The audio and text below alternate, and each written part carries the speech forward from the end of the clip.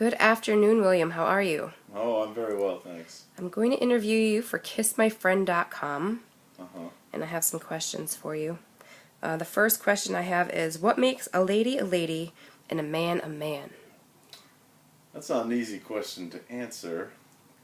Um, I do believe that there are gender roles to some extent in our biology, whether we like to accept that or not.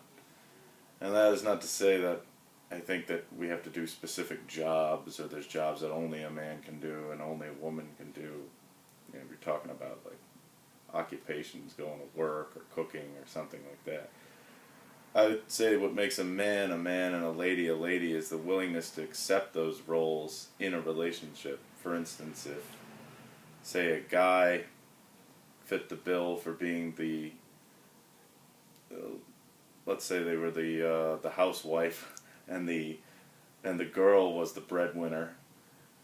If that worked in the relationship, then those are the roles that they should accept and fulfill, and be those people, and just work to their best of abilities. And when somebody's doing that, then they're fully like a lady, or they're fully a man when they step up to the rise to the occasion. Awesome. Okay, good answer. The next one I have is, when you love someone, do you just let go or do you tend to hold back? Me personally, in my experiences, I've probably done both, and you can get burned either way. Life is a great thing where you're damned if you do and damned if you don't. So you may as well just let go, because it's more worthwhile and you'll learn something about yourself and other people afterwards. Because if you hold back,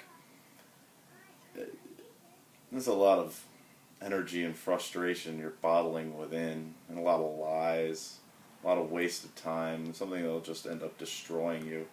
If you just let go, you can be destroyed, but it's more of something that'll end up making you stronger afterwards.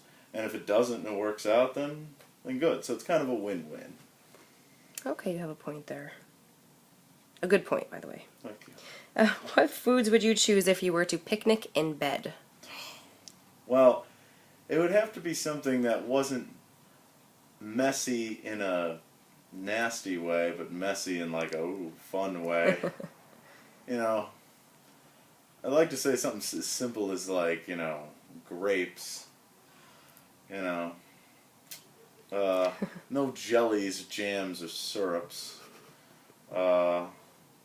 Something that someone would want to eat. I mean, chocolate can be very sensual. Something like, something sweet, or a good snack. Not too many crumbs, but then again, I don't meet too many ladies that I wouldn't kick out of bed for eating crackers. So, just keep it something that'll be pleasurable if it makes a mess. Okay. Let's see here. What is your secret ambition? Oh, do I have to answer that one, or can I pick the other question? What do you want people to know about your favorite... What is that? Oh, your family living situation. Yeah. That one? I would say that's a pretty good one. Like, that's a question like people want to ask, or want to know where's your background, where'd you come from, where do you live now, and why. I mean, I was raised personally in a rather strict household by comparison to other people.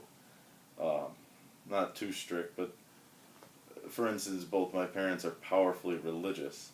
That does not mean I share their views, but just know that that's where I came from. And as far as where I am now, I'm single, I live alone, or I have a roommate, and I have no children. And I'm 31. And there's nothing wrong with that. We're supposed to say age in that? It's okay if you say your age, but you're saying it as if like there's something wrong with that, and there's absolutely No, there's not. something off about that. So you're going to try kissmyfriend.com because you believe there's somebody out there that once they see this interview will want to get to know you better and maybe pursue a relationship. Correct. Awesome. Correct. We'll go with that. Okay, and this last thing here, it says, maybe you can elaborate, the biggest sex organ is the brain. Well, yeah, I figured out of the questions that's a pretty good one to think about.